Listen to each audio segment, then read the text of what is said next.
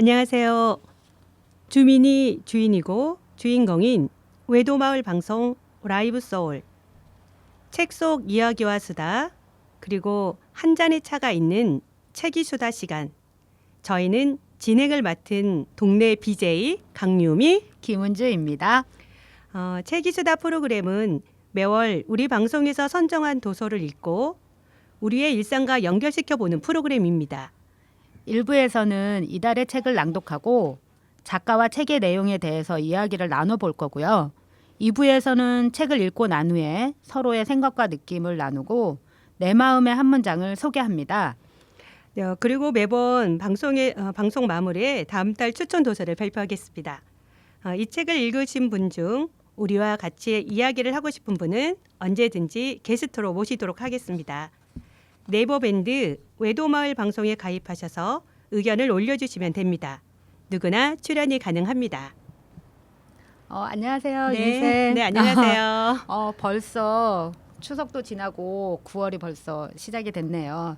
그래서 추석 동안 어떻게 지내셨는지 궁금한데 저는 그 바쁜 와중에 도림미술관에 제주 작가 99인 초청 그 전시가 있어가지고 잠깐 들렸는데 네. 아는 사람이 이제 화가여서 전시한 것도 보고 가서 보니 또 여러 제주 작가들이 있어가지고 굉장히 그림도 좋고 네. 설치 미술도 되게 좋았고 여러 가지 전시들이 있어서 네. 짧지만 인상 깊은 추석을 보냈습니다. 그랬군요. 일쌤은 어떠셨어요? 저도 그 예전에 제사 먹으러 가다가 네. 그 평화로에서 그 해지는 바다 풍경을 봤어요. 그게 너무 멋져가지고 이번 추석 날은 저희가 도두봉에 해 지는 모습 네, 일몰 사진 시간을 너무 맞춰서 멋있었어요. 갔거든요. 근데 해가 이제 지고 또 동쪽에선 해가 달이 뜨는 모습을 볼 수 있었고, 네네. 그다음에 해 지고 나서 빨갛게 물든 하늘과 바다가 정말 인상적이었던 그런 9월이 혹시 그런 일몰을 보기에는 아주 적격인 날 같아요. 9월이. 그 바쁜 와중이지만 어쨌든 그 짧은 시간이었지만 그 하늘을 보면서 네. 돌아볼 수 있는 시간을 가졌던 그런 시간이 있었던 게 참 음, 뜻깊었던 것 같아요. 예. 그리고 저희 이제 방송을 하기 전에 먼저 너무나 감사한 청취자 사연을 소개해드릴까 합니다. 먼저 철학하는 세포님의 사연입니다. 네. 역시 책을 읽는 것 이상 중요한 포인트는 나누는 것이란 걸 깨닫게 됩니다.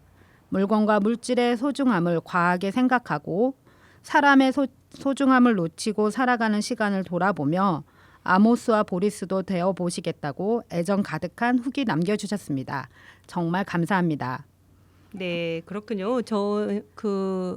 아모스와 보리스. 아모스 네. 버리스고 처음 방송에서도 네. 헤르메니스에서도 네네네. 그 레아 천사님이 읽고 좋은 글을 남겨주셨어요. 천사님에게도 감사드립니다. 그리고 그 헤르만헤세의 정원에서의 즐거운 방송 들으시고 책을 읽어보게 되셨대요. 네. 그래서 낭독으로 들은 부분은 잘 읽혔는데 그렇지 않은 부분은 또 읽다가 좀 약간 졸리셨다고 하시더라고요. 그렇구나. 그래서 이런 것들은 이제 잘 본인이 읽지 않았던 장르여서 좀 생소할 수 있는데 그럴 때는 이렇게 앉아서 책을 읽지 말고 서 있어가지고 큰 소리로 저희가 이렇게 낭독하듯이 한번 읽어보는 방법 추천해 드립니다. 네, 좋은 아마, 방법이네요. 도움이 되실 거예요. 네. 다음에도 유쾌한 후기 기대합니다. 네, 감사합니다. 감사합니다. 그럼 본격적으로 1부 시작하겠습니다. 저희가 이번에 소개해드릴 책은 열린 책들에서 나온 작가 파트리스 지스킨트의 비둘기입니다. 이 소설의 시대적 배경은 언제죠?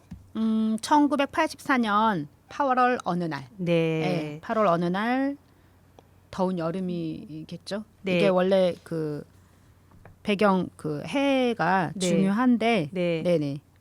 그렇구나. 이제 보니까 저희도 이제 9월이잖아요. 네네. 같은 8월을 지내고. 네, 그렇죠. 네. 그래서 이야기가 더욱더 와닿을 것 같고요. 네네. 이 책의 주인공이 조나단 누엘이라는 사람인데 파리에 거주하고 있는 은행 경비원이에요.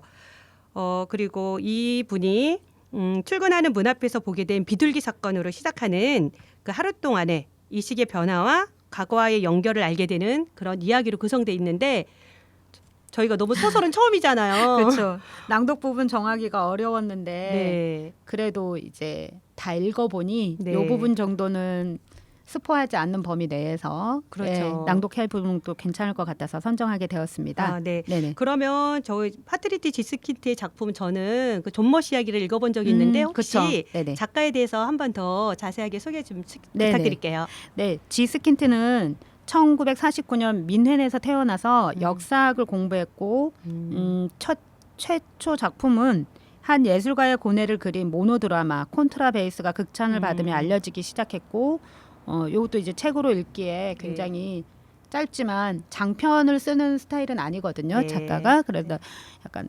중단편식으로 이제 책이 많이 나와서 충분히 깊게 읽으실 수 있을 것 같아요. 네. 그 이후로 향수는 이제 영화로도 네. 제작이 되었고요. 그다음에 오늘 소개해드릴 비둘기, 다음에 이제 존머시 이야기. 네. 많은 분들이 이렇게 소개를 해드리면 아 향수 작가가 존머시 이야기 작가야 이렇게 많이 반문을 그렇구나. 하시는데 네. 내용이 좀 많이 다르긴 해도 작가의 그 전체적인 가치관을 이해할 수 있는데 많이 도움이 될 것 같아요. 예.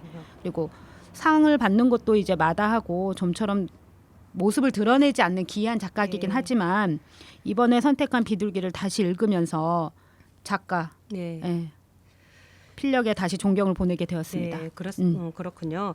자, 그러면 저희가 바로 낭독으로 네. 들어가 보도록 하겠습니다. 낭독의 강유미, 김은주.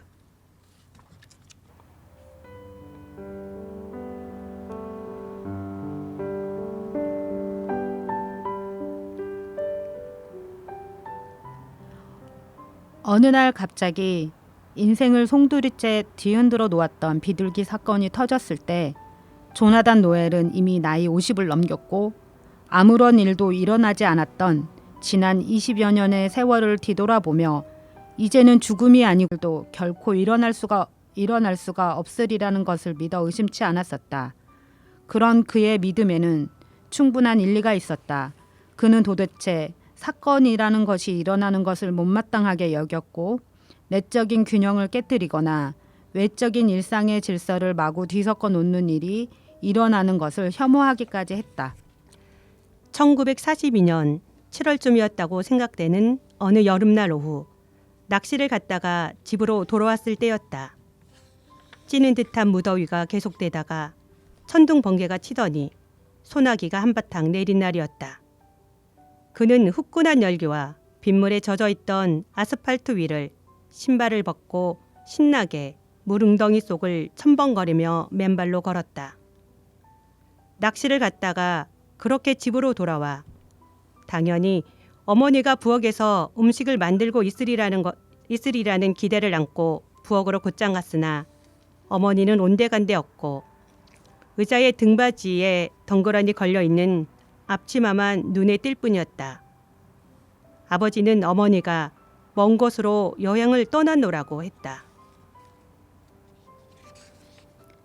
그런 모든 불상사를 겪고 나자 조나단 노엘은 사람들을 절대로 믿을 수 없다는 것과 그들을 멀리해야만 평화롭게 살 수 있다는 결론에 이르게 되었다.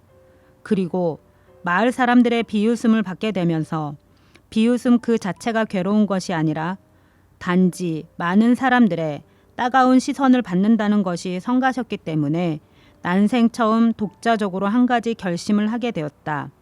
농협으로 가서 그동안 저금해 두었던 돈을 몽땅 찾고 짐을 꾸려 파리로 떠난 것이다. 파리에서 그는 큰 행운을 2개나 잡았다. 세부르가에 있는 어느 은행의 경비원으로 취직이 되었고 플랑슈가에 있는 집 7층에 코딱지만한 방 하나를 얻을 수 있었다. 그런 모든 것들이 조나단에게는 아무런 문제도 되지 않았다. 굳이 편안한 곳을 찾지 않았기 때문이었다. 그는 다만 삶에 마땅찮은 불상사로부터 자신을 보호할 수 있고 어느 누구도 자기를 내쫓을 수 없는 그런 확실한 곳으로서 온전하게 자기 혼자만의 소유로 할 수 있는 곳을 찾았다. 24호실을 처음으로 보았을 때 그는 그곳이 바로 그런 곳이 되리라는 것을 금방 알 수 있었다. 바로 이거야. 이런 곳을 언제나 갈망했었지.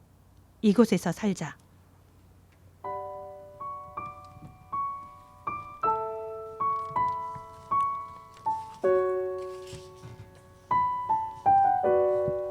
네, 저희가 아니요, 맞죠? 네, 저희가 지금 파트 1 부분을 읽었는데 원래 이 책을 저희가 짧게 편집한 거예요. 다 읽어드리고 싶지만 이제 시간상 그쵸, 소설이기도 하고. 시간상 그렇고 저희가 이제 잠시 여러분에게 소개를 할 것이기 때문에 잠시 편집을 했는데요. 지금 조나단이 어린 시절에 대해서 그쵸. 나오고 있네요. 어린 시절에 이제 아무도 부모님과 이제 헤어지게 됐는데 처음에 이제 엄마 먼저 헤어지게 된 부재가 생겼는데 그거에 대해서 이제 설명해주지 않는 그런 거. 그 다음에 이제 나중에 아버지도 가버리고 여기서 이제 나와 있진 않지만 누이 동생 그리고 네. 또 마지막으로 이제 결혼은 했지만 네. 조나단의 의지와 상관없이 이제 남겨진 거죠. 이제 약간 그런 거에 대해서 어쨌든 처음 도입 부분은 과거로부터 단절을 원하는 그런 심리가 많이 묘사되어 있는 그런 부분이 많았던 것 같아요. 그래서 이 조나단에게 주거 공간의 의미가 무엇이었는지 좀 네. 생각해보는 그런 단락이 아니었나 생각이 들고 네. 유미쌤 첫 문장은 네. 어땠어요? 저는 첫 문장이 아주 마음에 탁 와닿았는데요. 왜 그런가 하면 저희가 이제 바로 저희는 50을 바라보고 있는데 어느 정도 어려움과 20, 30대 어려움을 겪고 이제 애들이 어느 정도 크면 저에게도 이제 아무런 더 이상의 어려움이 없을 거라는 이런 느낌이 딱 드는데 네. 이 조나단 노엘도 자기가 이제 이미 나이 50을 넘겼고 앞으로 아무도 일도 맞아. 일어나지 않을 거라 네. 이런 믿음이 있었는데 어떤 사건이 터지게 되었네요. 네. 작가 입장에서 보면 어쨌든 첫 문장을 쓴다는 게 굉장히 중요하잖아요. 네. 근데 여기에서 보면 어느 날 갑자기 인생을 송두리째 뒤흔들어 놓았던 비둘기 사건이 터졌을 때 딱 여기서 어떤 많은 사건이길래 그렇죠. 비둘기라는 게 이제 새라는 의미도 있고 네. 여러 가지 상징적인 의미가 있을 것 같은데 일단 첫 문장을 그렇게 시작을 하고 네. 이제 2부를 들어가 보도록 하겠습니다. 네.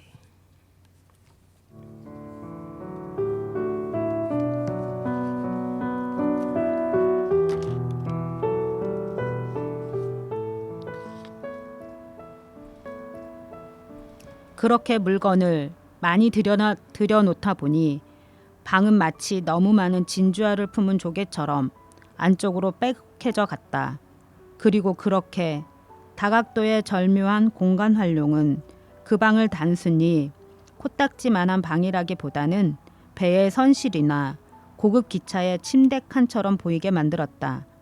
그러나 그 방의 가장 중요한 특성은 30년 동안 줄기차게 이어져 내려왔다. 그곳은 조나단에게 불안한 세상 속의 안전한 섬 같은 곳이었고 확실한 안식처였으며 도피처였다. 그곳은 그를 따뜻하게 맞이해주는 애인, 정말 애인 같은 장소였다. 그 작은 방은 저녁에 돌아오면 그의 몸을 따뜻하게 덮여주었고 포근하게 감싸주었으며 그가 필요로 할 때는 영혼과 실체로서 항상 그의 곁에 있어 주었고 결코 그를 버리지 않았다. 그렇게 함으로써 그곳은 그의 일생에 오직 유일하게 신뢰할 수 있을 만한 것으로 자리매김되었다. 그렇기 때문에 그는 단 한순간이라도 그곳을 버리고 떠날 생각을 하지 않았다. 같이 새들어 사는 사람들과 마주치는 것을 그는 달가워하지 않았고 더구나 이른 아침에 잠옷과 나이트 가운을 입은 모습으로 그것도 하필이면 변소에 가는 길에 만나는 것은 딱 질색이었다. 누군가 화장실을 사용 중이라는 것을 알게 되는 것만도 그에게는 상당히 기분 나쁜 일이었다. 그런데 하물며 새들어 있는 사람 가운데 누군가와 화장실 앞에서 맞닥뜨린다는 것은 생각만 해도 끔찍스러운 노릇이었다. 그런 경우를 25년 전인 1959년 여름에 딱 한 번 당했는데 그때 일을 생각하면 그는 아직도 여전히 등에 소름이 끼쳤다. 두 사람은 상대방을 보고 동시에 놀라 소스라쳤고 서로 몰랐었다면 딱 좋았을 일을 상대에게 들킴으로써 똑같이 익명성을 잃어버렸다. 한 발을 문지방 너머로 거의 떼어 놓을 뻔한 순간이었다. 이미 왼쪽 다리를 든 다음이었고 그가 그것을 목격하였을 때 그의 발은 막 걸음을 옮겨 놓으려던 참이었다. 그것이 그의 문 밖에 앉아 있었다. 문지방에서 불과 20cm도 떨어지지 않는 곳에 창문을 통해 들어온 아침 햇살에 창백한 역광을 받으며 있었다. 나펫색의 미끄러운 깃털을 한 그것은 황소피처럼 붉은 복도의 타일 위에 갈퀴 발톱을 한 빨간 다리를 보이며 웅크리고 앉아 있었다. 비둘기였다. 그는 죽을 만큼 놀랐다. 그때의 순간을 나중에 그렇게 표현할 수도 있었겠지만 그 말은 사실상 옳지 않았다. 정작 그를 더욱 놀라게 했던 순간은 좀 더 나중에 찾아왔다. 그때야말로 그는 까무러치게 놀라 죽을 뻔했다. 5초? 어쩌면 10초의 시간이 흐른 다음이었다. 그에게는 그 시간이 연 것 같았다. 손으로는 손잡이를 그대로 잡고 발은 걸음을 떼어 놓으려는 자세로 위로 든 채 마치 그 자리에 얼어붙은 듯이 앞으로 나아가지도 못하고 들어오지도 못하면서 문지방에 서 있었다. 바로 그때 약간의 미동이 있었다. 비둘기가 두 발의 이치를 바꿨는지 날개 죽지를 약간 움직였는지 잘 모르겠지만 어쨌든 새의 몸이 약간 꿈틀대는 듯하더니 그와 동시에 눈꺼풀이 눈을 덮어버리는 것이었다.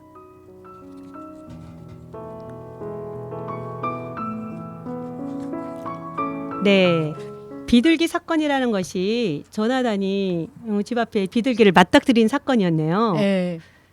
딱 나오려고 하는 순간에 네, 저는 이제 이 부분을 읽으면서 조나단에게 있어 그 24호실의 의미가 애인 같았으며 안식처였으며 아까 아침에 1파트에서 읽었던 부분처럼 그런 어려움을 겪은 조나단에게는 집이 정말 유일한 그렇죠.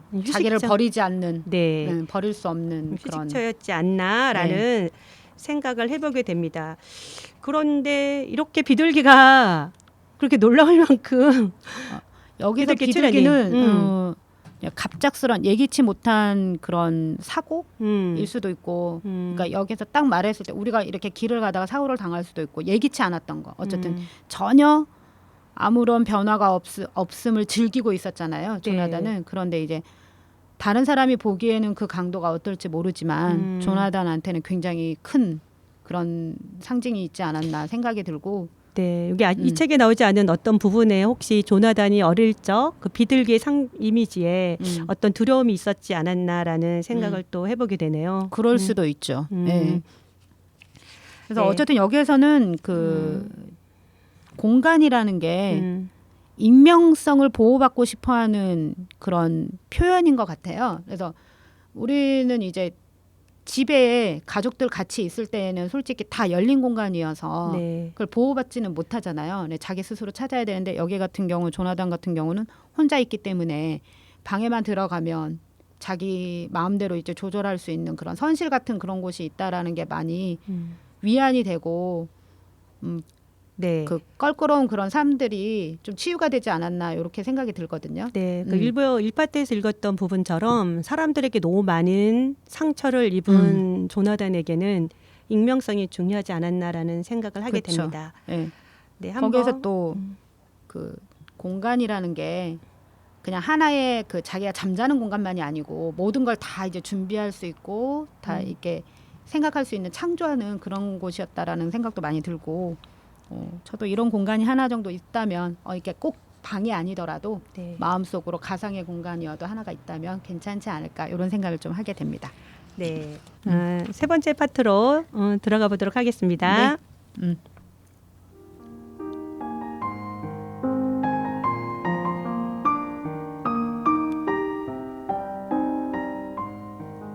너는 이제 늙었고 끝났어. 기껏 비둘기한테 놀라 자빠지다니. 비둘기 한 마리가 너를 방 안으로 몰아넣고 꼼짝 못하게 만들고 가두어 놓다니. 조나단, 너는 이제 죽은 목숨이야. 설령 지금 당장 죽지 않는다고 하더라도 곧 그렇게 될 거야. 내 인생은 실패한 거야. 한낱 비둘기가 망쳐 놓았으니 넌 망한 거야. 넌 새를 죽여야 해. 그러나 넌 그걸 절대로 죽이지 못해. 파리 한 마리도 넌 잡지 못해. 아니, 파리 정도라면 할 수도 있겠지. 파리가 딱 한 마리라면, 혹은 모기 한 마리나 작은 딱정벌레라면 그럴 수도 있겠지만 뜨거운 피가 흐르고 있는 것은 절대로, 더구나 비둘기처럼 몸무게가 1파운드나 되면서 뜨거운 피가 흐르고 있는 것은 죽이지 못해.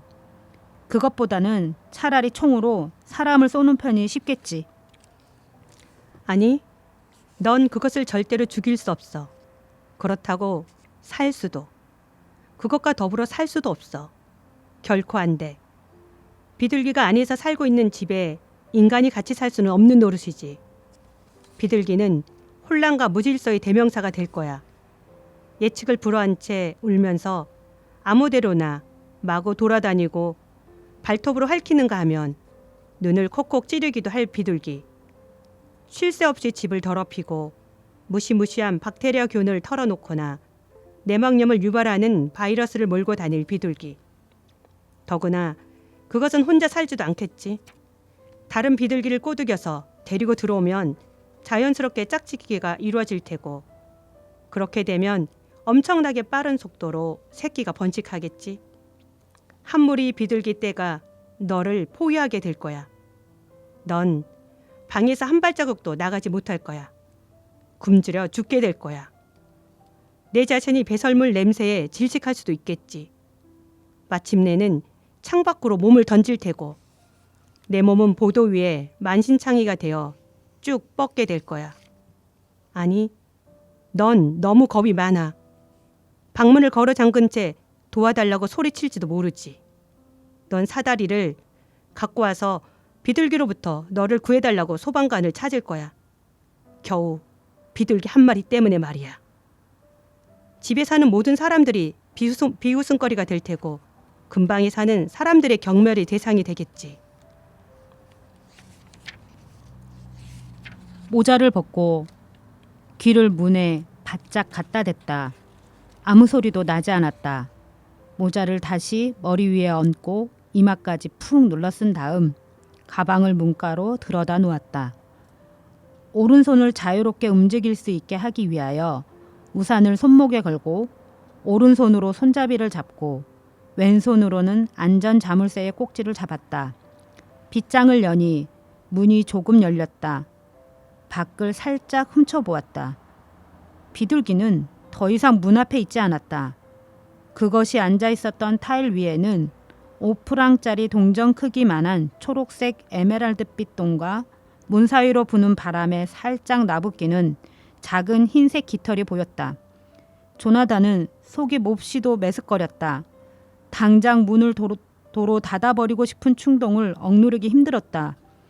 그의 가장 솔직한 심정은 바깥의 그 혐오스러운 모습을 뒤로하고 안전한 자기 방으로 다시 돌아가고 싶다는 것이었다. 층계가 있는 곳에 다다라서야 겨우 잠시 멈춰서서 거추장스러운 우산을 접었고 잠깐 뒤를 돌아보았다. 아침 햇살이 투명한 빗줄기가 창문을 향해 쏟아져 들어오고 있었고 복도의 흐미진 응달에 한 다발의 날카로운 빛이 부서지고 있었다. 처음에는 그 안을 그냥 들여다볼 수가 없었다. 우선 눈을 감았다가 굳이 다시 보려고 하자 그제야 어두컴컴한 구석에 있던 비둘기가 몇 걸음 뒤뚱거리며 빠르게 걸어 나와 다시 주저앉는 것이 보였다. 그의 방 바로 앞이었다. 몸서리를 치며 고개를 돌린 다음 그는 층계를 내려갔다. 그 순간 그는 자기가 다시는 돌아오지 않게 되리라는 것을 분명하게 느낄 수 있었다.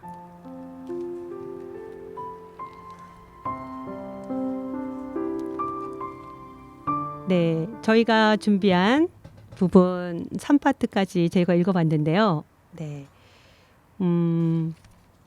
여기에서는 그 비둘기의 습성과 네. 인간의 습성을 비교하는 부분이 있었잖아요. 네, 네, 아까 네. 유미 쌤이 읽어주셨던 네. 부분. 그래서 그런 것 같아요. 이렇게 비둘기지만 네. 어떤 다른 사람하고 이런 인간관계를 맺지 않는 깊은 인간관계를 맺지 않은 조나단의 심리가 네. 비둘기를 거부하는 거잖아요. 네. 여기서 비둘기는 인간과 똑같이 짝을 데려와서 새로운 새끼를, 생활을 하고, 번식을 하고. 예, 번식을 하고 이런 것들을 음. 거부하게 할 수밖에 없었던 그 조나단의 모습이 나왔던 것 같아요. 예. 내가 이제 이쪽 부분을 이제 보면서 아까쯤에 그 비둘기 습성을 구분하는 부분을 읽으면서 지금 조나단은 사람들의 비웃음과 자기가 비둘기 때문에 도와달라고 소리쳤을 때 그거를 되게 두려워하잖아요. 네, 그렇죠. 그 일부 첫 파트에서 읽었을 때 이제 저희가 안 읽은 부분이 있는데 그 삼촌이 조나단을 군대 갔다 왔을 때 동네 아가씨와 결혼을 시키는데 그 분이 금방 아기를 몇 개월 만에 낳고 다른 사람과 눈 맞아서 나가버리는 사건이 있었어요. 그렇죠. 그래서 조나단이 파리로 갔을 때도 그 사람들의 그런 거를 피해서 갔잖아요. 그래서 이제 그런 모습이 심리가 이 부분에 좀 나와 있는 것 같고 같은 생각이 드네요. 네네. 여기에서는 특별히 이제 그 비둘기의 출현을 거부하는 그 조나단의 심리가 어쨌든 그런 어려운 점이 있었고 자기만의 세계를 이렇게 갖고 있었는데 그 조그마한 그 비둘기라는 그 생명체 하나가 지금까지 자기가 살았던 네. 그런 삶을 정말 아무것도 아닌 게 돼버리게 되는 네. 그렇게 만들어버리는 게 좀 속상했던 것 같아요. 네. 그래서 거기에서 이제 파생되는 많은 생각에 의해 가지고 맨 마지막 장면은 이제 거길 떠나면서 나는 이제 다시 돌아오지 않으리라는 것을 느꼈다라고 했을 때 네. 저희가 지금 앞부분 딱 그쵸. 발단 부분만 읽었는데요. 여러분도 한번 주변에 찾아서 끝부분까지 어떻게 됐는지 조나단이 다시는 어떻게 됐는지 읽어보기를 추천드리겠습니다. 예, 소설이어서 전체를 담는 것이 좀 불가능했지만 어쨌든 저희는 소설 전체를 읽긴 했어요. 근데 네. 분명히 이 앞부분 낭독을 들으시고 흥미가 생기셔서 꼭 한번 읽어보셨으면 하는 마음에서 네. 추천하게 되었습니다. 네, 알겠습니다. 그러면 저희가 이것으로 1부는 마치고 그쵸. 잠시 후 음악 듣고 2부 시작하도록 하겠습니다. 음악 소개 부탁드릴게요.